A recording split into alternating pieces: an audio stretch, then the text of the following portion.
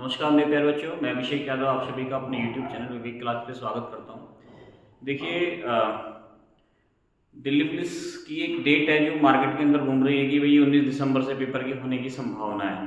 ठीक है, ये पहले तो एक चीज़ मैं क्लियर कर देता हूँ, ये डेट रियल नहीं, इसमें बोला गया है कि 99% चांस है। ठीक है, लेकिन हाँ इतना जरूर है कि शायद आपका दिसंबर में हो जाएगा पेपर। ठीक है, दूसरी सबसे बड़ी बात यह है कि अभी दिल्ली पुलिस के एग्जाम के फॉर्म भरने की जो डेट है वो भी क्या हो गई है, बढ़ गई है। मेरे ख्याल से 30 तारीख हो गई है। ठीक है, तो यदि दिसंबर में पेपर होता भी है तो भी घबराने वाली बात नहीं है, क्योंकि आपके पास 2 महीने बचे हुए हैं और इन 2 महीने में आपको अपने आप को निखारना पड़ेगा। अब ये जो समय है अब आपको निखारने का समय है। अब निखरोगे कैसे? निखरेंगे आप जब आप क्या करेंगे, प्रैक्टिस करेंगे। ठीक है, मॉक टेस्ट अच्छे से लगाएं और प्रैक्टिस करते रहें। करंट अफेयर्स का रूल ऐसा होता है कि किसी किसी टेस्ट में आपको 50 में से कम 5 क्वेश्चन देखने को मिले, तो किसी किसी सेट में आपको 10 से 15 क्वेश्चन भी देखने को मिल सकते हैं। तो करंट अफेयर्स तो हमारे हर एग्जाम के लिए इम्पोर्टेंट है और यही सीरीज हमने चला रखी है। एक हमने करंट अफेयर्स की सीरीज चलाई हुई है और एक हमने 15 क्वेश्चन की प्रैक्टिस क्वेश्चन की सीरीज चलाई हुई है। आपकी तैयारी अच्छी है तो आप क्या करें कि आप जो है इन क्वेश्चन को रिपीट करें, इन क्वेश्चन का रिवीजन करते रहें, लिखते रहें। और देखो, जब इन क्वेश्चन को पढ़ो तो इन क्वेश्चन के साथ साथ आप एक नोटबुक और एक पेन को साथ लेकर बैठना। ठीक है, त्यौहार भी अब मन ही गया है, दीपावली मन गई है। ठीक है, सारे त्यौहार सारे फेस्टिवल आपके मन गए हैं। एक और फेस्टिवल अभी शुरू होने वाला है, विवाह फेस्टिवल। ये भी एक तरीके का मेला ही होता है बच्चों के लिए कि आज बुआ के यहाँ शादी है, आज फूफा के यहाँ शादी है, आज कहीं जाना है, आज कहीं जाना है, आज दोस्त की शादी है। देखो, जीवन में सबसे पहले तो मैं आपको बता देता हूँ, सफलता से बड़ा कुछ नहीं है। सफलता यदि आप प्राप्त कर लेंगे तो उससे बड़ी खुशी कोई और नहीं है। ठीक है, शादी विवाह आज किसी की है तो कल किसी और की मिल जाएगी, लेकिन ये समय आपको नहीं मिलेगा। ध्यान रखना इस बात का। ये समय यदि एक बार निकल गया तो फिर आपको ये नहीं मिलने वाला है। 2025 के अंदर जो दिल्ली पुलिस के फॉर्म देख रहे हैं, जो मौका आपको मिल रहा है दिल्ली पुलिस का पेपर देने का, ये आपको 2026 में नहीं मिलेगा। हो सकता है आपको 2027 में भी ये मौका ना मिले। ठीक है, तो इसलिए मैं कह रहा हूँ समय नहीं है आपके पास, समय कम है। तो समय के अभाव को देखते हुए हम अपनी सीरीज को स्टार्ट कर रहे हैं। ठीक है, आज हमारा सेट नंबर 4 है दिल्ली पुलिस का। इससे पहले हम 3 प्रैक्टिस सेट कर चुके हैं। चलिए पहला क्वेश्चन हम देखते हैं। पहला क्वेश्चन ये कह रहा है कि ये बताइए 2025 का सबसे शक्तिशाली उष्ण कटिबंधीय चक्रवात सुपर टाइफून आया था, जिसका नाम क्या है? रगासा। क्या नाम है?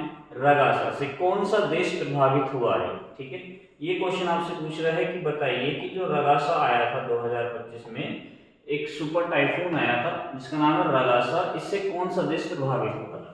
आपके सामने ऑप्शन है भारत, म्यांमार, बांग्लादेश, ताइवान। ठीक है, तो आपके सामने ये ऑप्शन है भारत, म्यांमार, बांग्लादेश, ताइवान। तो ये सुपर टाइफून है, ये आया कहाँ पर है? ध्यान रखेंगे, ये जो साइक्लोन आया था ये कहाँ पर आया था? ये ताइवान में आया। कहाँ पर आया था? ये ताइवान में आया। ठीक है, और ये जो साइक्लोन है इसने किस किस को प्रभावित किया था? एक तो ताइवान को प्रभावित किया था, ध्यान रखेंगे, ताइवान को प्रभावित किया था। एक इसने फिलीपींस को प्रभावित किया था, ध्यान रखें, फिलीपींस। ठीक है, फिलीपींस को प्रभावित किया था। एक इसमें जो है दक्षिण चीन को प्रभावित किया, ये भी याद रखेंगे। ठीक है, दक्षिण चीन को भी इसने क्या करा था? प्रभावित किया था। तो इन कंट्रियों को इसने क्या करा था? प्रभावित करा था। ठीक है, ये जो सुपर टाइफून रगासा है, आपको याद रखना है, ये हांगकांग को भी इसने प्रभावित किया। ठीक है, हांगकांग को भी इसने क्या करा है? प्रभावित किया है। तो आपको ये याद रखना है। ठीक, देखो 2024 की यदि मैं बात करता हूँ तो 2025 में एक और जो है साइक्लोन आया है। ठीक है, एक और चक्रवात आया है 2025 में, जो हम चक्रवात की बात कर रहे हैं। और क्या और भी कोई सा चक्रवात आया 2025 में जो बहुत इंपॉर्टेंट है? इम्पोर्टेंट है। ठीक है, तो 2025 में एक और साइक्लोन आया है, साइक्लोन का नाम क्या है? सिंडिकेट। तो ये भी आपको याद रखना है। ठीक है, तो साइक्लोन का नाम क्या है? साइक्लोन का नाम है डीके लेडी। ठीक है, डीके लेडी एक साइक्लोन आया है, तो ये भी आपको याद रखना है 2025 में। और ये जो आया है साइक्लोन, ये कहाँ पर आया है? ये आया है मायोट शहर में। इसने मायोट को प्रभावित किया है। और मायोट कहाँ का प्रसिद्ध है? ये फ्रांस का प्रसिद्ध है। ठीक है, फ्रांस का एक प्रसिद्ध शहर है जिसका नाम है मायोट। ये वो साइक्लोन आया था 2025 में, आपको ये भी याद रखना है, डिकेलेरी साइक्लोन। क्या भारत में कोई साइक्लोन आया है? जी बिल्कुल, भारत में एक साइक्लोन आया था, ध्यान रखिए। तो 2024 में भारत में एक साइक्लोन आया था। 2024 में भारत में जो चक्रवात आया था जिसने तबाही मचाई थी भारत में, चक्रवात, ठीक है। और 2024 में जो भारत में चक्रवात आया था उसका नाम क्या था? दाना। क्या नाम था? दाना। दाना साइक्लोन आया था जिसने भारत के कौन से क्षेत्र को प्रभावित किया था? ध्यान रखिए, इसने भारत के ओडिशा क्षेत्र को प्रभावित किया था। आपको याद रखना है, इसने भारत के ओडिशा क्षेत्र को प्रभावित किया था। ये दाना साइक्लोन आया था। ये जो दाना साइक्लोन आया है ये कहां पर आया है? बंगाल की खाड़ी में आया था। आपको याद रखना है, ओडिशा बंगाल की खाड़ी के साथ अपनी समुद्री सीमा साझा करता है। दूसरा है, ये जो दाना नाम दिया है ये किस कंट्री ने नाम दिया था? ध्यान रखिए, इसका नामकरण जो किया था वो कतर ने किया था।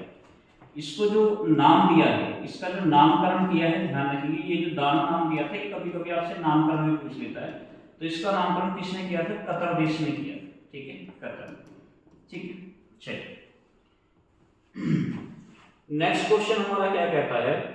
नेक्स्ट क्वेश्चन हमारा कहता है कि बताइए कि नई के वीजा श्रेणी लॉन्च करने की घोषणा निम्नलिखित में से किस देश के द्वारा की गई है? ठीक है, which of the following countries has announced the launch of a new के वीजा जो है कैटेगरी। तो अब आपको बताना है कि कौन सी ऐसी कंट्री है जिसने इसको लॉन्च किया है। तो ऑप्शन है आपके सामने, एक तो ऑप्शन हो गया आपका क्या? एक तो ऑप्शन है आपके सामने जापान, दूसरा अमेरिका, तीसरा है चीन, चौथा है भारत। तो देखो मैं आपको बता देता हूँ कि ये जो नई के वीजा श्रेणी है, ठीक है, कौन सी श्रेणी है पहले तो आपको पता होना चाहिए कौन सी श्रेणी है? के वीजा श्रेणी, ठीक है। तो इसको जो लॉन्च किया है वो किसने लॉन्च किया है? चीन ने लॉन्च किया है। अभी ये चर्चा का विषय है, करंट का विषय है ये विषय, इसलिए क्योंकि ये जो चीन ने जो अपनी वीजा श्रेणी लॉन्च की है, तो अमेरिका की एक वीजा श्रेणी है जिसका नाम है H1B, ठीक है। अमेरिका की एक श्रेणी है जिसका नाम है H1B वीजा श्रेणी है अमेरिका की। ऐसा माना जा रहा है कि इसको टक्कर देगा, ठीक है, ध्यान रखिए। तो इसीलिए हमारा ये चर्चा में है कौन सा? नई के वीजा। बहुत सारे बच्चे के वीजा सोच के लगा देंगे कि भाई अमेरिका वर्तमान में वीजा को लेकर बात कर रहा है, तो शायद हो सकता है अमेरिका को, लेकिन ये किसका है? चाइना का है। तो आपको याद रखना, ठीक है। वीजा होता क्या है? देखो वीजा जो होता है ना, वीजा आपको किसी दूसरे देश में जाने की एंट्री देता है, एक आपका टिकट होता है, ठीक है। बिना वीजा के आप किसी दूसरे देश में नहीं जा सकते। दूसरा है, एक होता है आप पढ़ते हैं पासपोर्ट। पासपोर्ट होता है किसी दूसरे देश के अंदर जब हम जाते हैं तो हमें जो अपनी आइडेंटिटी दिखानी पड़ती है। जैसे हम अपने देश के अंदर हैं तो हमें इंडिया में रहने के बाद हमें अपनी एक आइडेंटिटी कार्ड होता है हमारा, ठीक है, या फिर हम हमारा जो पहचान पत्र होता है, या फिर हमारा आधार कार्ड होता है, वही हमारा पहचान होता है, पहचान पत्र होता है। लेकिन अदर कंट्री में यदि हम जाते हैं तो वहाँ पर हमें आधार कार्ड नहीं दिखाना पड़ेगा, वहाँ पर हमारा पासपोर्ट ही हमारा आइडेंटिटी होता है, ठीक है। तो पासपोर्ट की यदि मैं बात करता हूँ तो ये तो चलो वीजा की बात हो गई। यदि हम किसकी बात करें, पासपोर्ट की बात करें, तो एक रिपोर्ट आती है जिसको हम क्या बोलते हैं? एक रिपोर्ट आती है जिसको हम बोलते हैं हेनले पासपोर्ट, ठीक है। एक रिपोर्ट आती है जिसका नाम क्या है? Henley passport. तो हेनले जो पासपोर्ट जो रिपोर्ट आई है, ध्यान रखिए, हेनले पासपोर्ट जो रिपोर्ट आई है ये आपको याद रखना है 2025 रिपोर्ट 2025 में यदि मैं किसकी रैंक देखूं? भारत की रैंक देखूं जी। भारत की रैंक क्या है? तो ध्यान रखिएगा मेरे बच्चे, भारत की रैंक है क्या? भारत की रैंक है 77, ठीक है, ध्यान रखिए। भारत की रैंक क्या है? 77वीं रैंक है। ये 2025 में हेनले पासपोर्ट इंडेक्स में ये भारत की रैंक है, जो कि 2024 में कितनी थी? 80 थी। यदि हम 2024 की बात करेंगे, 2024 में भारत की रैंक क्या थी? भारत की रैंक कितनी थी बच्चा? 80, ठीक है, ध्यान रखिए। एक तो इसमें आपको भारत की रैंक याद रखना है, एक इसमें आपको याद रखना है कि पहली रैंक कौन से देश की थी, ठीक है। यदि हम इसमें पहली रैंक की बात करेंगे कि हेनले पासपोर्ट इंडेक्स में पहले नंबर पर जो था वो कौन सी कंट्री है, तो ध्यान रखिए इसमें जो फर्स्ट नंबर पर 2025 में, फर्स्ट नंबर पर 2025 में है वो कौन सी कंट्री है? सिंगापुर है। कौन सी है? सिंगापुर है, आपको याद रखना, ठीक है, सिंगापुर। और इसमें दूसरे नंबर पर दो कंट्री को रखा है, एक जापान को रखा और एक दक्षिण कोरिया को रखा है, ठीक है, दोनों को याद रखना है आपको। यदि हम सेकंड नंबर की बात करें,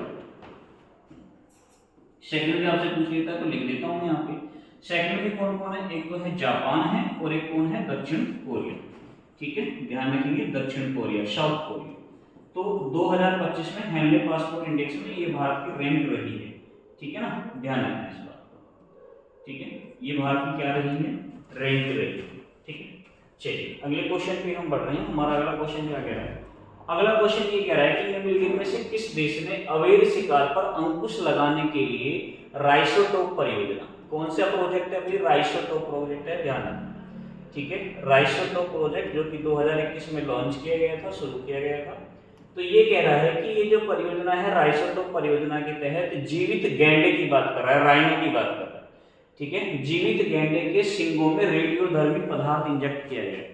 अब ये जो पदार्थ इसमें इंजेक्ट किया गया है, ये इसलिए इंजेक्ट किया गया है ताकि गैंडों को हम पहचान सकें, गैंडे के बारे में जो है हम क्या कर सकें, जानकारी ले सकें। तो ये जो गैंडे हैं इनका अवैध शिकार किया जा रहा है, तो इनके अवैध शिकार को रोकने के लिए ये कदम उठाया है जिसको हमने राइसोटोप परियोजना बोला है। ऑप्शन है आपके सामने जिम्बाब्वे, दक्षिण अफ्रीका, युगांडा, अंगोला। ठीक है, तो इसका जो हमारा सही आंसर होगा वो क्या हो जाएगा, दक्षिण अफ्रीका हो जाएगा, ध्यान रखना। इसका जो सही आंसर होगा दक्षिण अफ्रीका होगा। अच्छा, एक और चीज मैं बता देता हूँ, अभी हाल ही में गैंडा जनगणना हुई है भारत के।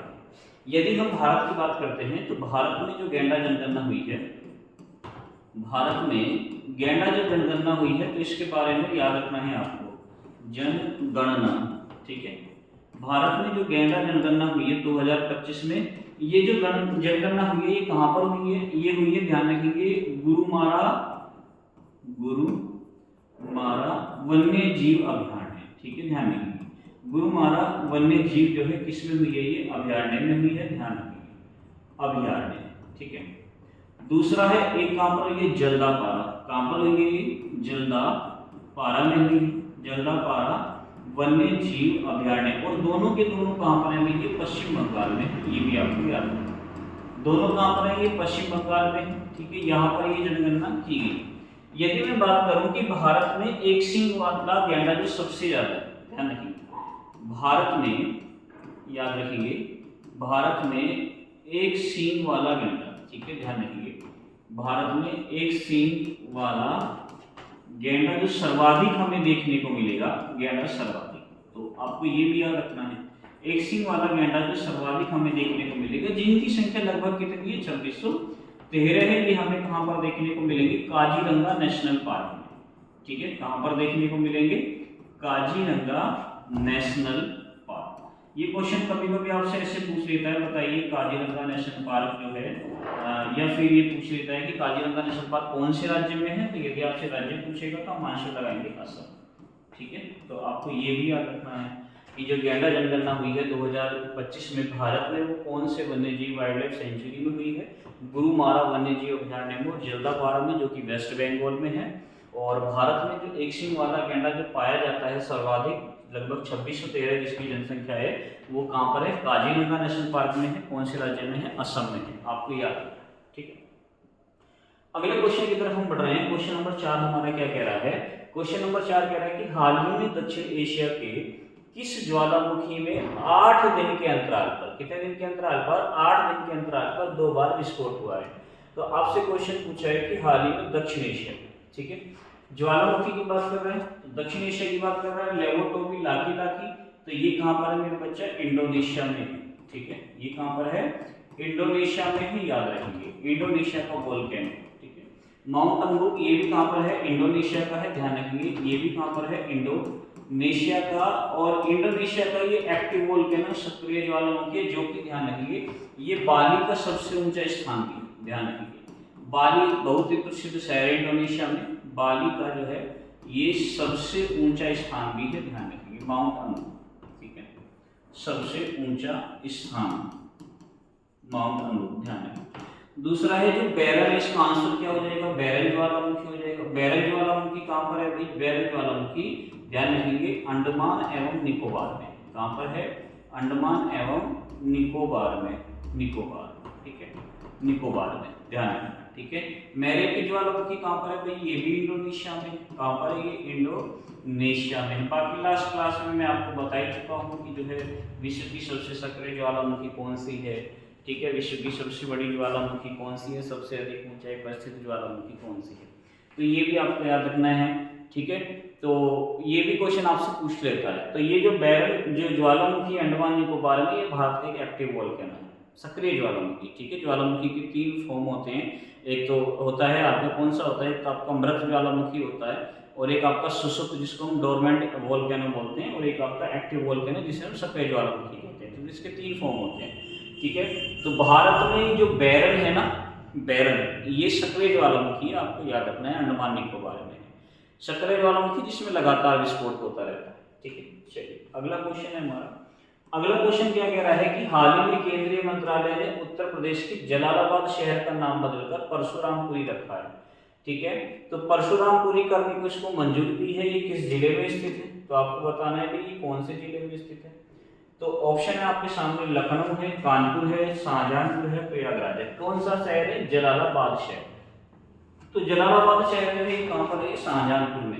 कहाँ पर है, शाहजहांपुर में, ध्यान रखिए, ठीक है। और सिर्फ इसी शहर का नाम नहीं बदला है, भारत के अंदर और भी शहरों का नाम बदल गया। जैसे मैं बात करूं कि अंडमान निकोबार की राजधानी है पोर्ट ब्लेयर, ठीक है। अंडमान निकोबार की राजधानी क्या है, पोर्ट ब्लेयर है।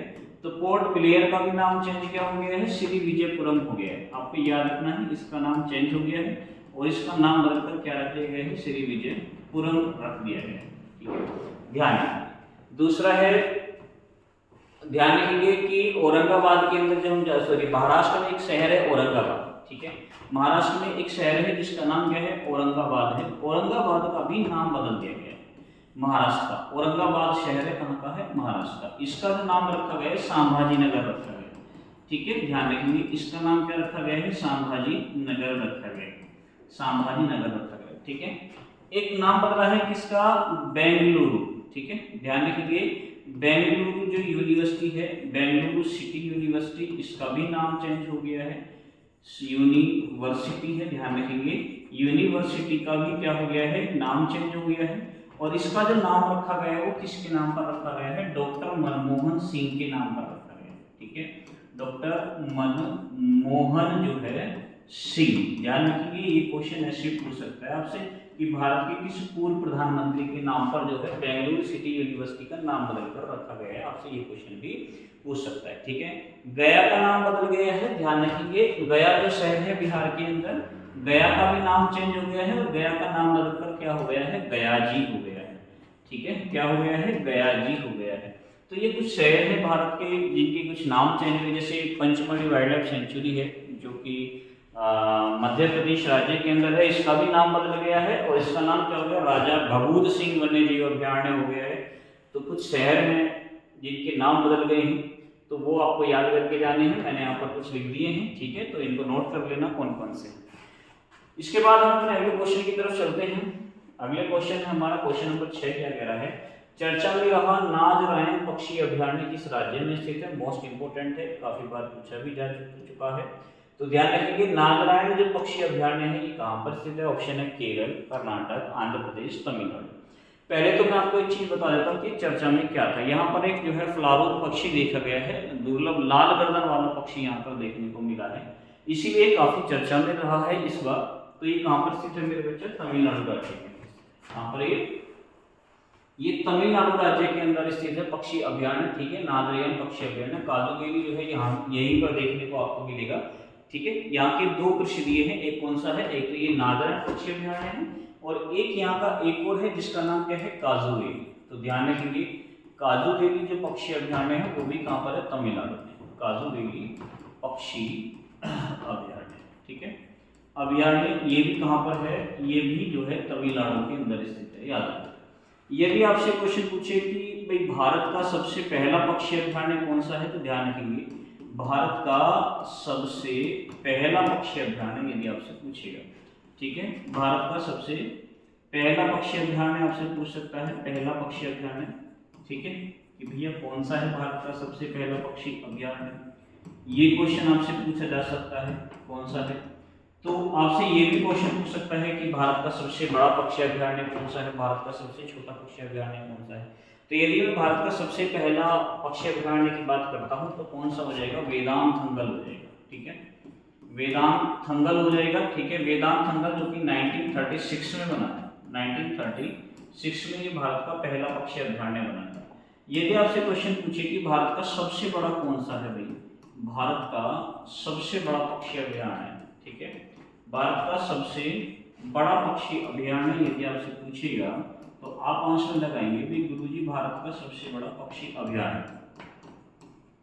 ठीक है, तो अभयारण्य जो है भारत का सबसे बड़ा पक्षी अभयारण्य, तो आप देखेंगे आपको राजस्थान जाना पड़ेगा, और राजस्थान के अंदर जो है कौन सा है, केवलादेव पक्षी अभयारण्य। ठीक है, कौन सा है, केवलादेव पक्षी अभयारण्य, केवलादेव पक्षी अभयारण्य, केवलादेव पक्षी अभयारण्य जो है, ध्यान रखिए ये कहाँ पर स्थित है, ये राजस्थान के अंदर स्थित है। कहाँ पर है, राजस्थान के अंदर स्थित है, तो ध्यान रखिए भारत का सबसे बड़ा है।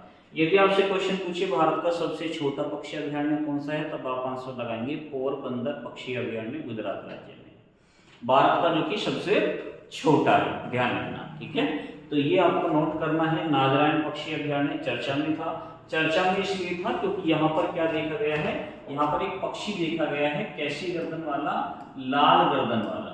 ठीक है, ध्यान रखिए लाल गर्दन वाला फ्लारो पक्षी देखा गया है, ध्यान रखिए। ठीक है, यहाँ पर देखने को मिला है फ्लारो पक्षी। ठीक है, इसलिए यह क्या था, चर्चा। ठीक, अगला क्वेश्चन हमारा क्या कह रहा है, क्वेश्चन नंबर 7 मोस्ट इंपोर्टेंट है। देश का पहला जो है राज्य समर्थित बायोचार कार्यक्रम किस राज्य में शुरू किया गया है। ऑप्शन है आपके सामने, उत्तराखंड है, उत्तर प्रदेश है, हरियाणा है, हिमाचल प्रदेश है। तो ध्यान रखेंगे, पहले तो आपको पता होना चाहिए बायोचार होता क्या है। बायोचार को देखो, यदि मैं बात करता हूँ बायोचार क्या है, तो बायोचार को ध्यान रखेंगे, इससे हम बायोमास भी कहते हैं। बायोचार मतलब बायोमास। अभी बायोमास क्या है, बायोमास का मतलब फसल अवशेष। ठीक है, फसल अवशेष की बात करता है, किसकी बात करता है, फसल अवशेष की बात करता है। फसल जैसे कि फसल हमने काट ली है, पराली बच जाती है, ठीक है, उनको जला दिया जाता है। तो ध्यान रखेंगे फसल अवशेष को जब हम बिना ऑक्सीजन के जलाते हैं, ऑक्सीजन की अनुपस्थिति में जब हम इसे जलाते हैं, तो ध्यान रखेंगे इसी जो है जलाने की विधि को बायोचार कहते हैं। फसल जो अवशेष होते हैं इनको ऑक्सीजन की अनुपस्थिति में जलाने की विधि ही बायोचार कहलाती है। अब क्वेश्चन ये कह रहा है कि देश का पहला राज्य समर्थित बायोचार कार्यक्रम किस राज्य में शुरू किया गया, ऐसा करने वाला ये भारत का पहला राज्य बना है। ऑप्शन है आपके सामने, उत्तराखंड, उत्तर प्रदेश, हिमाचल प्रदेश, हरियाणा। तो हमारा इसका आंसर क्या हो जाएगा, हिमाचल प्रदेश हो जाएगा, ध्यान रखिए। ठीक है, इसका आंसर हमारा क्या हो जाएगा, हिमाचल प्रदेश हो जाएगा, ध्यान रखना। बायोमास मतलब फसल अवशेष, बायोचार एक विधि है, ध्यान रखेंगे कैसी विधि है कि जो फसल अवशेष होते हैं इनको ऑक्सीजन की अनुपस्थिति में जलाना होता है।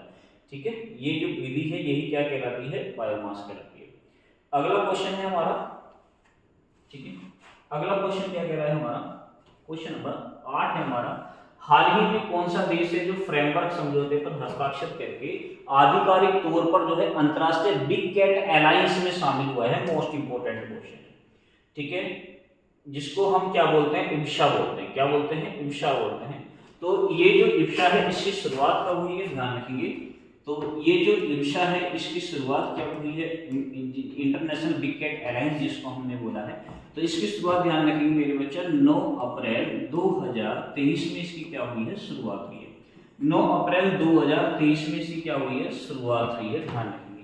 हमने 22वां जो है क्या मनाया था, बाल दिवस मनाया था, ध्यान रखेंगे। उसके अवसर 50वें जो है क्या मनाया था, टाइगर प्रोजेक्ट की जो है क्या हुई थी, 50वीं वर्षगांठ मनाई गई थी, ध्यान रखना। इसके उपलक्ष्य में ध्यान रखेंगे टाइगर परियोजना जो आई थी, टाइगर जो प्रोजेक्ट आया था, ध्यान रखेंगे टाइगर प्रोजेक्ट 1973 की 50वीं वर्षगांठ के उपलक्ष्य में, ध्यान रखना। ठीक है, कि 50वीं वर्षगांठ के उपलक्ष्य में, वर्षगांठ, ठीक है, के उपलक्ष्य में जो है, उपलक्ष्य में वर्षगांठ पर जो है इसको क्या करा गया था, शुरू किया गया था, ध्यान रखेंगे बिग कैट अलायंस। इसमें क्या है कि इसमें जो है बिल्ली की 7 बड़ी प्रजातियों को संरक्षण प्रदान करता है। ठीक है, ध्यान रखेंगे बिल्ली की कितनी बड़ी प्रजाति, बिल्ली की 7 बड़ी प्रजाति, 7 बड़ी प्रजाति को क्या करना है मेरे बच्चे, प्रजाति को संरक्षण प्रदान करना है, ध्यान रखें, संरक्षण प्रदान करना है। और बिल्ली की जो 7 बड़ी प्रजाति है वो कौन कौन सी है, देखो एक तो है शेर ही हो गया, ठीक है, एक कौन सा हो गया है, शेर हो गया है, एक कौन सा हो गया है आपका बाघ हो गया है, बाघ हो गया है, ठीक है, एक हो गया है आपका जगुआर हो गया है, ध्यान रखेंगे जगुआर हो गया है। एक आपका क्या हो गया है प्यूमा, प्यूमा एक बिल्ली की प्रजाति होती है, ठीक है। एक होता है आपका तेंदुआ हो गया, ठीक है, तेंदुआ हो गया है। एक आपका हो गया है हिम तेंदुआ, क्या हो गया है हिम तेंदुआ हो गया है, ठीक है। और एक आपका हो गया है चीता। तो ये बिल्ली की 7 बड़ी प्रजाति है। ध्यान रखेंगे जिनको संरक्षण करने की बात करती है कौन, जो है इंटरनेशनल बिग कैट एलायंस। कह रहा है कि इसको किसने ज्वाइन किया है। ऑप्शन है भूटान, बांग्लादेश, म्यांमार, नेपाल। तो इसका हमारा जो सही आंसर हो जाएगा वो क्या हो जाएगा, नेपाल हो जाएगा, ठीक है। ध्यान रखेंगे इसका सही आंसर जो हमारा क्या हो जाएगा, नेपाल हो जाएगा। आपको याद रखना है कि इर्षा की शुरुआत कब हुई है, 9 अप्रैल 2023 में हुई है, क्योंकि 1973 में हमने क्या बनाया था, जो है टाइगर प्रोजेक्ट की शुरुआत हुई थी, उसी के 50वीं वर्षगांठ के उपलक्ष्य में ध्यान रखेंगे इसकी शुरुआत की गई है। इसको नेपाल ने ज्वाइन किया है। अगला क्वेश्चन हमारा कह रहा है हाल ही में सितिवेनी लिगामादा राबुका भारत की यात्रा पर थे, ये किस देश के प्रधानमंत्री हैं। ध्यान रखेंगे प्रधानमंत्री भी आपसे पेपर के अंदर पूछा जाता है। ऑप्शन है हमारे जापान है, संयुक्त अरब अमीरात, सऊदी अरब या फिजी। तो इसका जो आंसर होगा वो क्या हो जाएगा, फिजी हो जाएगा। फिजी की राजधानी क्या है मेरे बच्चा, सुवा है। ध्यान रखेंगे जो पैसिफिक प्रशांत महासागर पहल जो भारत ने शुरू करी है उसको ज्वाइन किया है फिजी ने, ध्यान रखें, ठीक है। अगला क्वेश्चन है हमारा क्वेश्चन नंबर 10 और आज की क्लास का अंतिम क्वेश्चन है, इंपॉर्टेंट क्वेश्चन है। क्वेश्चन क्या कह रहा है कि हाल ही में किस देश में सोशल मीडिया पर, ध्यान रखना, हाल ही में किस देश में सोशल मीडिया पर प्रतिबंध और देश के खिलाफ जैन जी जनता के नेतृत्व में आंदोलन चला, जिसके परिणाम स्वरूप सरकार गिर गई। ऑप्शन है म्यांमार, बांग्लादेश, श्रीलंका, नेपाल। तो इसका हमारा जो सही आंसर होगा वो हमारा सही आंसर क्या हो जाएगा मेरे बच्चा, नेपाल हो जाएगा। क्या हो जाएगा, नेपाल हो जाएगा। नेपाल में सरकार गिर गई है। और ये जो यहाँ पर जो भ्रष्टाचार के खिलाफ जो आंदोलन शुरू किया था वो किसने किया था, जैन जी ने किया था। अब ये जैन जी कौन है, ध्यान रखेंगे। तो आपको याद रखना है कि भाई ये जैन जी हैं कौन। ये क्वेश्चन आपसे पूछा भी जा सकता है कि बताइए, क्योंकि काफी चर्चा में है, ठीक है। क्योंकि लद्दाख के अंदर भी हुआ है जैन जी जनरेशन, काफी चर्चा में था कि वहां पर बीजेपी के दफ्तर को जला दिया गया। लद्दाख के अंदर जो है आंदोलन शुरू हुआ था, जैन जी ने शुरू किया था।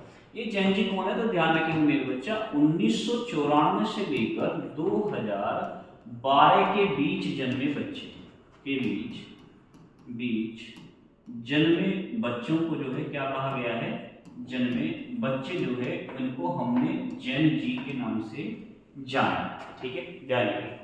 और 2012 से लेकर, ध्यान रखना, 2012 से लेकर 2024 तक के बीच में जो बच्चे जन्मे हैं उनको हमने बोला है मेरे बच्चे जनरेशन अल्फा, जनरेशन अल्फा बोला है। ध्यान रखेंगे जनरेशन अल्फा उनको हमने बोला है। तो याद रखना है जनरेशन अल्फा उनको हमने बोला है, जिनका जन्म कब से कब तक हुआ है, 2012 से लेकर 2024 के बीच में। जिनका जन्म 2025 से लेकर, ध्यान रखेंगे, 2039 में होगा, ठीक है, उनको हमने बोला है जनरेशन बीटा, जनरेशन बीटा। ध्यान रखेंगे जनरेशन बीटा। भारत के अंदर सबसे पहले जनरेशन बीटा जो बच्चे ने जन्म लिया है वो कहाँ पर लिया है, मिजोरम के अंदर लिया है। सबसे पहला जनरेशन बीटा जो बेबी है वो भारत के अंदर मिजोरम में है। और ये जनरेशन बीटा जो नाम दिया है ये ऑस्ट्रेलिया के एक बहुत ही प्रसिद्ध व्यक्ति हैं, उनके द्वारा ये नाम दिया गया है, ठीक है। तो आज की क्लास के हमारे क्वेश्चन थे, ये याद भी रखते हैं ना, आपसे पेपर में पूछ सकता है। तो बेटा क्लास आपको कैसी लगी ये कमेंट करके बताना। दूसरा है देखो अपने दोस्तों के पास इस क्लास को शेयर कर देना ताकि सबको इसका प्रॉफिट मिले। मैं बार बार आपको यही बात क्लास के अंदर लास्ट में अंतिम रूप से दोहराता हूँ, ठीक है। तो जितने भी हम क्वेश्चन यहाँ पर लेकर आ रहे हैं हमारी कोशिश यही है कि इसी में ही आपको सब कुछ मिल जाए। देखो 100% की गारंटी कोई नहीं होती है। कोई भी यदि अपना आपको कहता है कि भाई 100% यहीं से, तो वो महान, मैं कहूँगा वो बेवकूफ़ इंसान है, ठीक है। तो 100% की तो गारंटी होती ही नहीं है कहीं भी बच्चा, ठीक है। लेकिन हाँ इतना कह रहा हूँ कि आपको यहाँ से बहुत ज़्यादा हेल्प मिलने वाली है, बस मैं इतना ही आपसे रिक्वेस्ट करूँगा। दूसरा है कि ये तो हमारी सीरीज चली रही है, एक और हमारी सीरीज चल रही है जो कि 15 क्वेश्चन की है। उसको भी जो है ज़्यादा से ज़्यादा शेयर करें, कोई क्वेश्चन को नोट करते रहें, पढ़ते रहें, लिखते रहें, ठीक है बच्चा, समय नहीं है आपके पास। मैंने क्लास की शुरुआत में भी आपसे ये बोला है और अंतिम रूप से भी मैं इन्हीं शब्दों का प्रयोग करते हुए क्लास को जो है समाप्त करूंगा कि अब आपके पास समय नहीं है। यदि आप दिल्ली पुलिस का पेपर देने जा रहे हैं या फिर आप एसएससी जीडी का भी पेपर देने जा रहे हैं, क्योंकि अक्टूबर तो समाप्त हो गया, नवंबर, दिसंबर, जनवरी जीडी वालों के लिए बचे 3 महीने बचे हुए, फरवरी में पेपर है जीडी का, ठीक है। और आपका दिल्ली पुलिस में जनवरी में पेपर है, दिसंबर में पेपर, आपके पास तो समय ही नहीं है, ठीक है। तो समय नहीं है, समय का अभाव है, ठीक है। तो आगे बढ़ो, मेहनत करो, बस यही ईश्वर से प्रार्थना है कि इस बेरोजगारी के दौर में आप सभी को रोजगार प्राप्त हो जाए, यही हमारी ईश्वर से प्रार्थना है, ठीक है मेरे बच्चे। फिर मुलाकात करते हैं आपसे, तब तक के लिए नमस्कार, जय हिंद, जय भारत।